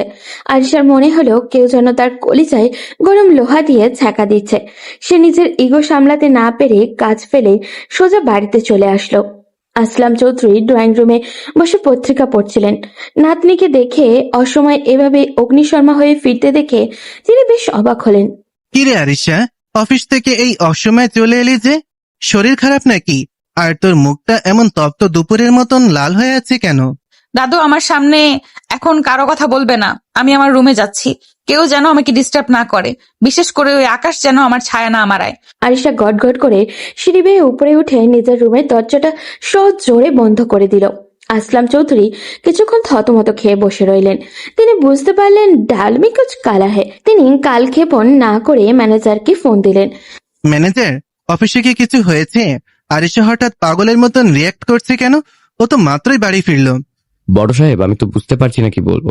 আসলে আকাশ আর রিসেপশনিস্ট প্রিয়াকে একসাথে হাসাহাসি করতে দেখেই মামুনি এই কাণ্ড করেছে। মামুনি এখন আকাশের ছায়াও সহ্য করতে পারছেন না, অথচ মনে মনে আকাশকে ছাড়া এক মুহূর্তও থাকতে পারছেন না। তার মানে আরিশা চৌধুরী হিংসে করছে? যে মেয়ে কোনোদিন কাউকে পরোয়া করেনি, আজ সে একটা সাধারণ মেয়ের সাথে আকাশের মেলামেশা নিতে পারছে না। এটা তো দারুণ খবর ম্যানেজার। তার মানে বেশি বেশি বিশ্বক্ষয় হচ্ছে। বড় সাহেব, হাসি তামাশার কথা না। আরিশা মামুনি যেভাবে রেগে আছে, আমার ভয় হচ্ছে ওনা আবার আকাশকে অপমান করে বাড়ি থেকে বের করে দেয়। চুক্তির আর মাত্র কয়েকটা দিন বাকি। ভয় পাস না, যে যত বেশি হিংসে করে সে তত বেশি ভালোবাসে। আরিশা এখন নিজের মনের সাথে যুদ্ধ করছে, আর আকাশকেও বুঝতে হবে যে আরিশার এই রাগের পেছনে কতটা গভীর মায়া লুকিয়ে আছে। তুই শুধু পরিস্থিতির ওপর নজর রাখ। আরিশা নিজের রুমে শুয়ে বালিশ কামড়ে কাঁদছে। তার মাথায় একটা শুধু দৃশ্য ঘুরে বেড়াচ্ছে। আকাশ রিয়ার দিকে তাকিয়ে হাসছে। সে হাসিটা আরিশার পাওনা ছিল, সেটা রিয়া অনায়াসেই পেয়ে গেছে। আরিশা মনে মনে ভাবছে, আকাশ কি সত্যি 5 দিন পর চলে যাবে? সে কি একবারও আরিশাকে বলবে না যে সে থেকে যেতে চায়? চুক্তির কাগজগুলো কি আসলেই তাদের হৃদয়ের অনুভূতির চেয়ে বড় হয়ে গেল? ম্যানেজার, নাতনির এই হিংসে দেখে আমি একটা জিনিস নিশ্চিত হলাম। আরিশা আকাশকে পাগলের মতন ভালোবেসে ফেলেছে, কিন্তু ওর এই জেদ ভাঙতে হলে আমাদের আগুনের উপর একটু ঘি ঢালতে হবে। তুমি আরিশাকে গিয়ে বলবে যে আকাশের সাথে ডিভোর্স হয়ে গেলে আকাশ আর দেরি করবে না। ও নাকি রিয়াকেই বিয়ে করবে। এই কথাটা শোনার পর দেখবি আসল আরিশা চৌধুরীকে। বড় সাহেব, এটা বলা কি ঠিক হবে? মামুনি তো আকাশকে আস্ত রাখবে না। এমনিতেই সে রেগে আছে, তার উপর এমন খবর দিলে তো বাড়িতে তুফান শুরু হয়ে যাবে। আমি যা বলেছি তাই করো। মায়া থেকে যখন ভালোবাসা জন্মায় না, তখন হিংসা থেকে সেটা বের করে আনতে হয়। দেরি করো না, এখনই যাও। ম্যানেজার কাঁপতে কাঁপতে আরিশার ঘরের দরজায় গিয়ে দাঁড়ালেন। আরিশা তখনও অন্ধকার ঘরে বসে জানলার দিকে তাকিয়েছিল। তার চোখের মনি আগুনের মতো লাল হয়ে আছে। ম্যানেজার গলা পরিষ্কার করে ঘরে ঢুকলেন এবং আসলাম চৌধুরীকে শিখিয়ে দেওয়া কথাগুলো খুব সাবধানে আরিশার কানে দিলেন। খবরটা শুনে আরিশা পুরো শরীর কাঁপতে শুরু করলো। সে কোনো কথা না বলে পাগলের মতো আকাশের গেস্ট রুমের দিকে ছুটে গেল। তুই নিজেকে কি মনে করিস রে আকাশ? তোর এত বড় সাহস! আমি তোকে ডিভোর্স দেওয়ার আগেই তুই বিয়ের স্বপ্ন দেখছিস? ঢং করিস না একদম। তুই ভেবেছিস আমি জানবো না? ওই রিয়াকে তুই বিয়ে করবি? 5 দিন শেষ হওয়ার আগেই তুই পরকাল গুছিয়ে ফেলছিস। ডিভোর্স? বিয়ের স্বপ্ন? আপনি কি আবোল তাবোল বলছেন আরিশা? আমি তো কিছুই বুঝতে পারছি না। আপনি মাঝরাতে এভাবে চড়াও হচ্ছেন কেন? তোকে আমি কেনা গোলাম হিসেবে এনেছিলাম, আর তুই আমার পিছে ছুরি মারছিস। এখন তুই আমার স্বামী, আমি তোকে এখনো তালাক দেইনি। আর আমাদের এই চুক্তি শেষ হবে কি হবে না তা আমি এখনো ঘোষণা করিনি। আমার পারমিশন ছাড়া তুই অন্য কোনো মেয়ের দিকে তাকানোর সাহস পাস কোথা থেকে? সব পুরুষের সমান চরিত্রহীন কোথাকার। মুখ সামলে কথা বলুন আরিশা। আপনি যাকে তাকে যা খুশি বলতে পারেন না। রিয়া শুধু আমার ফ্রেন্ড, আর আমাদের মধ্যে তো বিয়ের কোনো ভিত্তি ছিল না। এটা তো একটা কন্ট্রাক্ট ছিল। 5 দিন পর আমি তো আপনার কাছে কেউ না, আমি তো চলেই যাব। তখন আমি কার সাথে থাকলাম তাতে আপনার কি? কেউ না মানে কি? খবরদার আকাশ, ওই রিয়ার নাম নিবি না। ব্যক্তিত্বের দোহাই দিস না একদম। তোর মতো একটা এতিম ছেলের কিসের ব্যক্তিত্ব? তুই তো স্রেফ একটা ভাড়া করা অ্যাক্টর। এখন যাবি ওই রিয়ার কাছে গিয়ে পীড়িত করবি তো? সেটা আমি হতে দেব না। তোকে আমি ছাড়বই না, দেখি তুই কিভাবে বিয়ে করিস। যথেষ্ট হয়েছে আরিশা চৌধুরী। আপনার এই ইগো আর এই সন্দেহবাতিক মন নিয়ে আপনি কোনোদিন সুখী হতে পারবেন না। চরিত্র নিয়ে কথা বলবেন না। আমি আপনার কেনা হতে পারি, কিন্তু আমার ব্যক্তিত্ব আপনার ওই 50 লাখ টাকার চেয়ে অনেক বেশি দামি। আপনি পাগল হয়ে গেছেন আরিশা। আপনার এই জেদ আপনাকে ধ্বংস করে দিচ্ছে। আমি আর এক মুহূর্ত আপনার সাথে কথা বলতে চাই না। আরিশা আর আকাশ একে অপরের দিকে হিংস্রভাবে তাকিয়েছিল। রাগে আরিশার টেবিলের উপরে থাকা কাচের গ্লাসটা সজোরে ফ্লোরে আছড়ে ভেঙে পড়ল। কাচের টুকরো ছিটকে আকাশের হাতে লাগলেও আকাশ ভ্রুক্ষেপ করল না। আরিশা আকাশের আরো কাছে এগিয়ে গিয়ে তার কলারটা টেনে ধরল। মাঝরাতের নিস্তব্ধতা ভেঙে বিলাসী ঘরে শুরু হলো এক ভয়াবহ লড়াই। কিন্তু এই লড়াইয়ের আড়ালে আরিশার চোখের কোণে যে জল গড়িয়ে পড়ছিল তা কেবল আকাশের হারানোর ভয় ছাড়া আর কিছুই ছিল না। ম্যানেজার চাচা, আকাশ কোথায়? ওকে কি আমি বসিয়ে বসিয়ে বেতন দেই যে ও রিসেপশনে গিয়ে ওই রিয়ার সাথে ঘন্টার পর ঘন্টা আড্ডা দেবে? ওকে এখনই আমার কেবিনে আসতে বলুন। কোনো অজুহাত আমি শুনতে চাই না। এই অফিসে কে বস আর কে এমপ্লয়ি সেটা আজ আমি বুঝিয়ে দেব। আপনি যান এখান থেকে। মামুনি, আকাশ তো একটা ফাইল চেক করতে গিয়েছিল, ও আসছে, তুমি শান্ত হও। এত রাগ করলে তোমারই শরীর খারাপ করবে। আমি ওকে পাঠিয়ে দিচ্ছি। ম্যানেজার বেরিয়ে যেতেই আরিশার কাছের দেওয়ালের উপর দিয়ে দেখলো আকাশের রিয়া হাসি করছে। রিয়ার হাতের ছোঁয়া আকাশের কাঁধে লাগতেই আরিশার মাথার রক্ত যেন চলে গেল। কিছুক্ষণ পর আকাশ কেবিনে ঢোকা মাত্রই আরিশার কানে কথা না বলে ধীর পায়ে এগিয়ে গিয়ে কেবিনের ভারী দরজাটা লক করে দিল। বাইরের শব্দ যেন এক লহমায় নিস্তব্ধ হয়ে গেল। আরিশা, আপনি দরজা লক করলেন কেন? আর এভাবে আমার দিকে এগিয়ে আসছেন কেন? কোনো জরুরি ফাইল সাইন করতে হবে? আপনার চোখ মুখ এমন লাল হয়ে আছে কেন আরিশা? ফাইল তো অনেক সাইন হবে আকাশ, কিন্তু তার আগে বলো রিসেপশনে রিয়ার সাথে কি এত রসলো গল্প হচ্ছিল? তোমাকে কি আমি এখনো প্রেম করার জন্য এনেছি এখানে? অধিকার নেই মানে? তুই এখনো আমার বাড়িতে আছিস, আমার নাম ব্যবহার করছিস, তোর প্রতিটা নিঃশ্বাসের ওপর আমার অধিকার আছে। তুই অন্য কোনো মেয়ের দিকে তাকাবি না। তাকাবি আর আমি সয়ে নেব? আপনি আবার শুরু করলেন। রিয়া শুধু কাজের কথা বলছিল। আপনার এই সন্দেহবাতিক মনটা কবে ঠিক হবে? আমি আপনার চুক্তিবদ্ধ স্বামী হতে পারি, কিন্তু আমার ব্যক্তিগত জীবনের উপর আপনার কোনো অধিকার নেই। আপনি সীমা ছাড়িয়ে যাচ্ছেন আরিশা। আরিশা একের পর এক ধাক্কা দিয়ে আকাশকে পেছনের দিকে সরিয়ে নিতে যেতে লাগলো। তার চোখে তখন হিংসে আর ভালোবাসার এক বিধ্বংসী আগ্নেয়গিরি। আকাশ পেছনের দিক থেকে সরতে সরতে হঠাৎই কেবিনে রাখা সোফার সাথে পা লেগে ভারসাম্য হারিয়ে ধপ করে পড়ে গেল। আরিশা সেই সুযোগে আকাশের উপরে ঝুঁকে পড়ল। আরিশার চুলের ঘান আর শরীরের উষ্ণতা আকাশের সর্প প্রতিরোধ ভেঙে দিল। আরিশা আর কোনো কথা না বলার সুযোগ দিল না। সে নিজের সমস্ত আবেগ আর না বলা অভিমানটুকু ঢেলে দিয়ে আকাশের ঠোঁটে নিজের ঠোঁট ডুবিয়ে দিল। চুপ করেছিস কেন? রেসপন্স কেন করছিস না? নাকি আমাকে এখন এইভাবে মেনে নিতে পারছিস না? নাকি ওই রিয়ার ছোঁয়া পাওয়ার পর আমার এই পাগলামি তোর কাছে বিষ মনে হচ্ছে? বল আকাশ, কথা বল। কেন করিস এমন আকাশ? কেন আমাকে এত কষ্ট দিস? তুই জানিস না তোকে আমি অন্য কারোর সাথে দেখতে আমার কলিজা ছিঁড়ে যায়? আরিশা, আপনি জানেন না আপনি কি করছেন? আপনি আমাকে পাগল করে দিচ্ছেন। আমি তো নিজেকে সামলানোর চেষ্টা করছিলাম, কিন্তু আপনি তো সব বাঁধ ভেঙে দিলেন। আপনি কি আসলেই চান আমি আপনাকে সেভাবে গ্রহণ করি যেভাবে একজন স্বামী তার স্ত্রীকে করে? আকাশ আর নিজেকে আটকে রাখতে পারল না। সেও আরিশার কোমর শক্ত করে হাত জড়িয়ে ধরে তাকে নিজের বুকের উপরে টেনে নিল। এবার আকাশ নিজেই পাগলের মতো আরিশার ঠোঁটে নিজের ঠোঁট চেপে ধরল। আরিশা প্রথমবার কোনো পুরুষের এমন বলিষ্ঠ আর আদিম ছোঁয়া পেয়ে নিজেকে সামলাতে পারছিল না। আকাশের হাত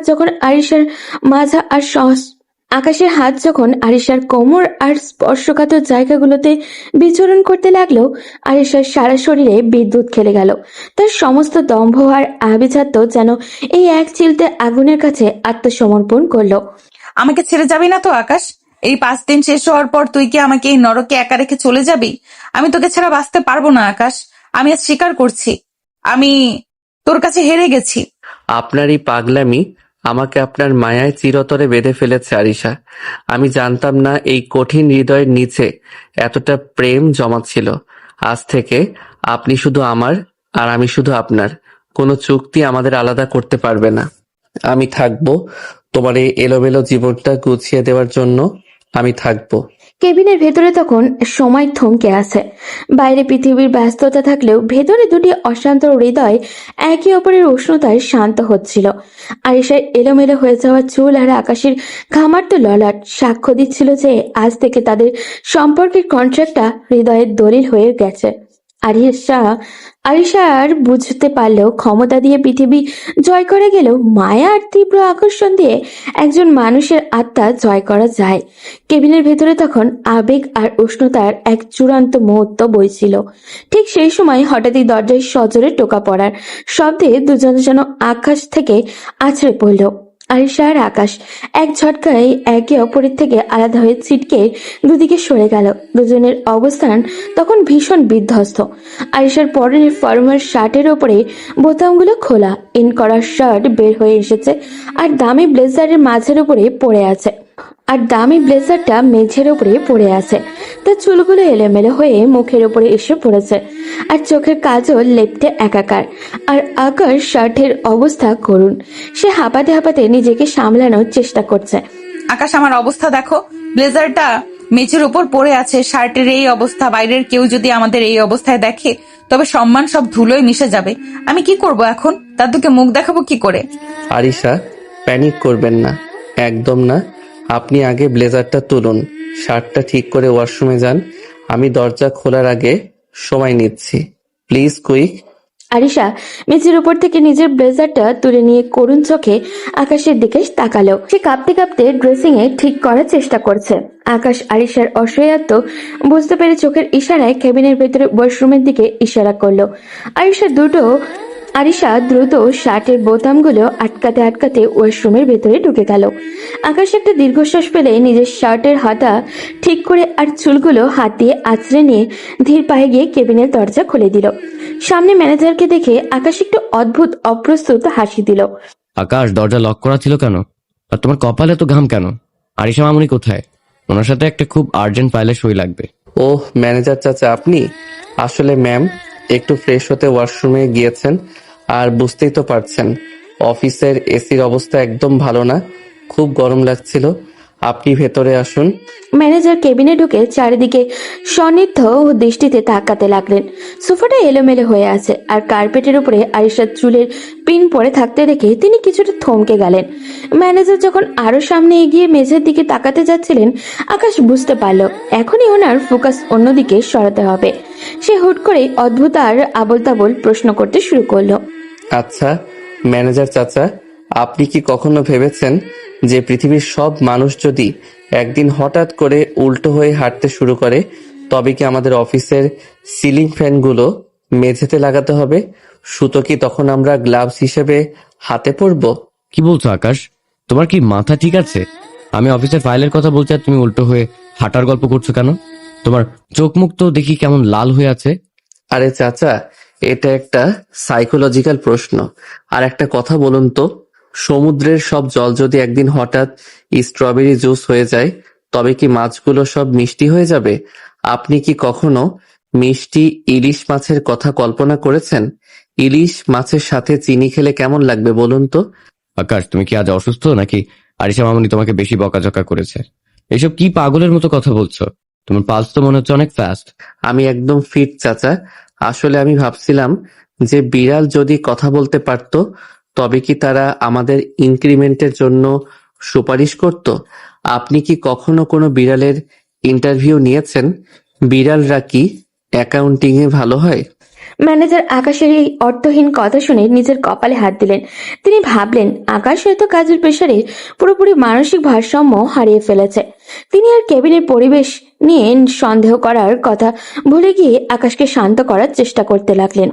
এরই মধ্যে ওয়াশরুম থেকে আরিশা নিজেকে পুরোপুরি পরিপাটি করে বের হয়ে এলো। তার চেহারায় এখন সেই আগের বর্ষসুলভ গাম্ভীর্য, যদিও গালের লালিমা তখনও পুরোপুরি মোছেনি। ম্যানেজার চাচা, আপনি ওখানে? আকাশকে ইগনোর করুন। ও মাঝে মাঝে বেশি বই পড়ে, এমন ওয়েয়ার্ড সব কথাবার্তা বলে। দিন, ফাইলটা দিন, আমি সই করে দিচ্ছি। মামুনি, আকাশ তো দেখি বিড়ালের ইন্টারভিউ আর মিষ্টি ইলিশের গল্প শোনাচ্ছে আমাকে। ওর জন্য বোধহয় একজন ডাক্তার লাগবে। যাই হোক, আপনি সইটা করে দিন, আমি এক্ষুনি বের হব। আমার কেন জানি এখানে বেশিক্ষণ থাকতে অস্বস্তি লাগছে। আরিশা দ্রুত সই করে দিলেন। ম্যানেজারের ফাইলটা নিয়ে এক প্রকার দৌড়েই কেবিন থেকে বেরিয়ে গেলেন। তিনি যাওয়ার সময় মনে মনে ভাবছিলেন যে আরিশের সাথে থাকতে থাকতে বেচারা আকাশের মাথাটা বোধহয় সত্যিই গেছে। ম্যানেজার চলে যেতেই আরিশা আর আকাশ একে অপরের দিকে তাকিয়ে হো হো করে হেসে উঠল। তাদের এই হাসির আড়ালে লুকিয়েছিল এক গভীর স্বস্তি আর একে অপরের প্রতি জন্মানো সেই তীব্র অনুভূতি। কেবিনের সেই ঘটনার পর থেকে আকাশ আর আরিশার সম্পর্কটা এখন আর চুক্তির মধ্যে সীমাবদ্ধ নেই। অফিসের চার দেওয়াল আর চৌধুরী ভিলার অন্দরমহলে এখন চুইয়ে পড়ছে তাদের গোপন রোম্যান্স। আরিশার সেই তপ্ত মেজাজ এখন আকাশের একটা হাসিতেই জল হয়ে যায়। তবে অফিসের সবার চোখ এড়াতে তারা শুরু করেছে এক মিষ্টি লুকোচুরি প্রেম। আকাশ এই ফাইলটা নিয়ে একটু লাইব্রেরিতে আসো তো, একটু রেফারেন্স চেক করতে হবে। আসছি ম্যাম। লাইব্রেরির অন্ধকার কোণে বুক শেলফের আড়ালে আকাশ ফাইল হাতে দাঁড়িয়ে আরিশার পেছন থেকে এসে ওর হাতটা জাপটে ধরল। আকাশ চমকে ফিরে তাকাতেই দেখলো আরিশার মুখে একটা দুষ্টুমি ভরা হাসি। আরিশা, কেউ দেখে ফেললে তো কেলেঙ্কারি হয়ে যাবে। অফিসের মাঝখানে এসব কি পাগলামি? কেউ দেখবে না, ম্যানেজার চাচা মিটিং আর বাকিরা লাঞ্চে। কতক্ষণ ধরে তোমাকে শুধু দূর থেকে দেখছি, একবার ছুঁয়ে দেখতে ইচ্ছে করছিল। 5 দিনের চুক্তি তো কবেই শেষ হয়েছে আকাশ, এখন কি আমাকে একটু ভালোবাসার অধিকার দেওয়া যায় না? আরিশার কপালে আলতো করে চুমু খেলো।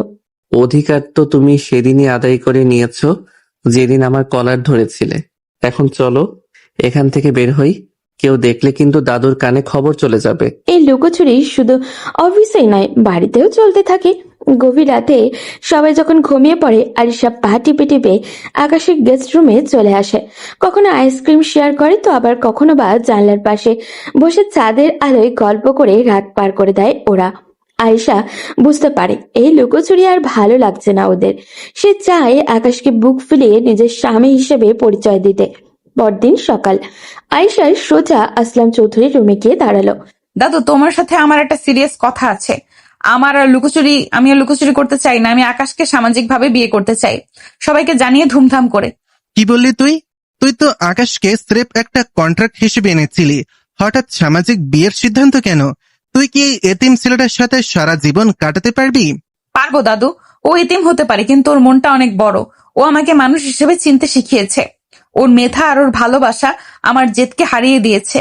আমি ওকে ছাড়া আর কাউকে নিজের জীবনে ভাবতে পারি না।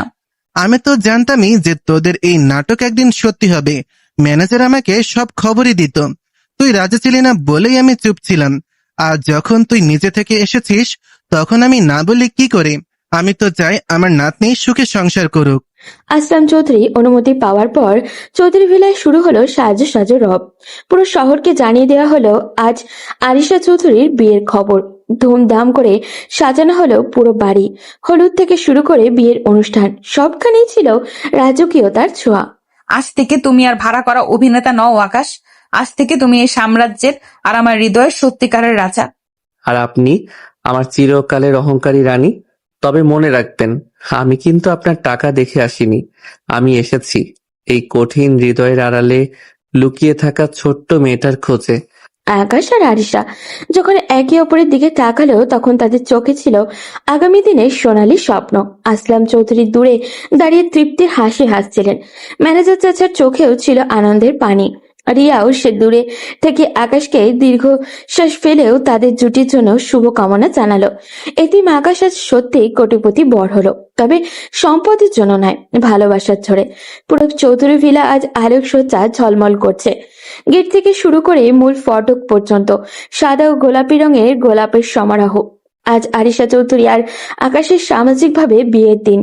শহরের নামি দামি সব অতিথি আজ আমন্ত্রিত। সবার মুখে একটাই কথা, আরিশা যাকে বিয়ে করছে সে নাকি সাধারণ কোনো মানুষ নয়, বরং এক অসামান্য মেধাবীর অধিকারী। বিয়ের এই জাঁকজমকপূর্ণ অনুষ্ঠানের মাঝেই আকাশ আর আরিশা ছোট ছোট কিছু মিষ্টি মুহূর্ত তৈরি হচ্ছিল। আকাশ, দেখো তো আমার মেকআপটা কি বেশি হয়ে গেছে? আমার কেন জানি খুব ভয় লাগছে। এত মানুষের সামনে আমি আগে কোনোদিন এইভাবে আসিনি। ভয় পেও না আরিশা, তোমাকে আজ একদম রূপকথার পরীর মতো লাগছে। এই লাল বেনারসি আর গয়নায় তোমাকে এত সুন্দর লাগবে আমি কল্পনাও করিনি।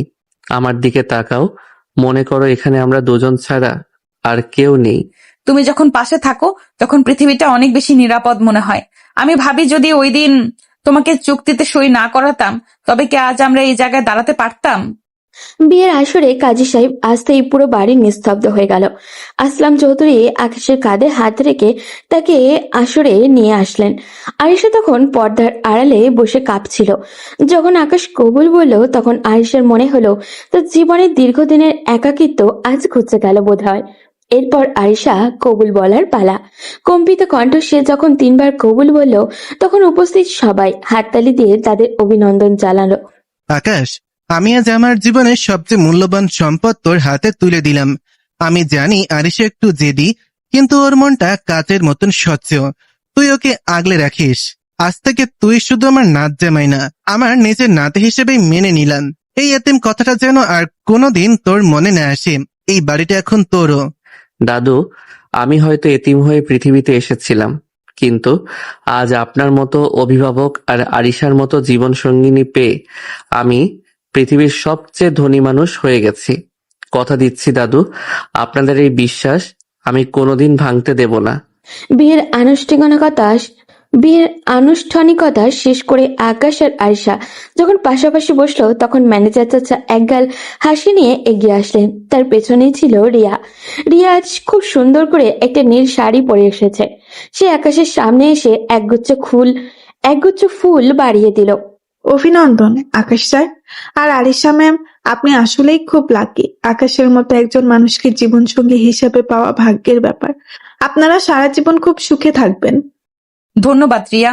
আমার সাথে আকাশের যে বন্ধুত্ব বা ভালোবাসা, সেখানে তোমার অবদানও কম নয়। তোমার জন্যই তো আমি বুঝতে পেরেছিলাম যে আমি আকাশকে কতটা ভালোবাসি। আজ থেকে তুমি আমাদের অফিসে শুধু এমপ্লয়ি নও, আমাদের পরিবারের একজন ভালো বন্ধু হয়ে থাকবে। রাত যখন গভীর হলো, আয়েশা আর আকাশ তাদের ফুলশয্যার ঘরে ঢুকলো। পুরো ঘরটা রজনীগন্ধার মিষ্টি গন্ধে ভরে আছে। আয়েশা জানলার পাশে গিয়ে দাঁড়ালো। বাইরে আকাশে তখন চাঁদটা আজ বড্ড বেশি উজ্জ্বল। আকাশ ধীর পায়ে এগিয়ে গিয়ে আয়েশাকে পেছন থেকে জড়িয়ে ধরলো। আয়েশা লজ্জায় আকাশের বুকে মাথা রাখলো। আরিশা, 1 মাসের সেই চুক্তিটা আজ থেকে এক জীবনের চুক্তিতে পরিণত হলো। আমি সারাটা জীবন তোমার হাত এভাবেই ধরে থাকতে চাই। তুমি কি থাকবে আমার পাশে? আমি তো তোমার মায়ে অনেক আগেই ধরা দিয়েছি আকাশ। আজ থেকে আর কোনো মালিক নেই, কোনো দাস নেই। আজ থেকে শুধু আমরা দুজনেই একে অপরের। এইভাবেই যেন আমাদের প্রতিটি ভোর আর রাত কাটে। আকাশের হাতের আঙুলগুলো আয়েশার আঙুলের ফাঁকে মিশে গেল। বাইরের নিস্তব্ধতা সাক্ষী দিচ্ছিল এক নতুন সূচনার। একসময় যা ছিল অভিনয়, আজ তা নিরেট বাস্তব। এতিম আকাশ আর মেধা আর ভালোবাসা দিয়ে জয় করে নিল আয়েশার কঠিন হৃদয়ের রাজ্য। এভাবেই চৌধুরী ভিলার ছাদে এক নতুন সোনালী ভোরের অপেক্ষায় সমাপ্ত হলো আকাশ ও আয়েশার অমিলন প্রেমের উপমা হয়ে রইল।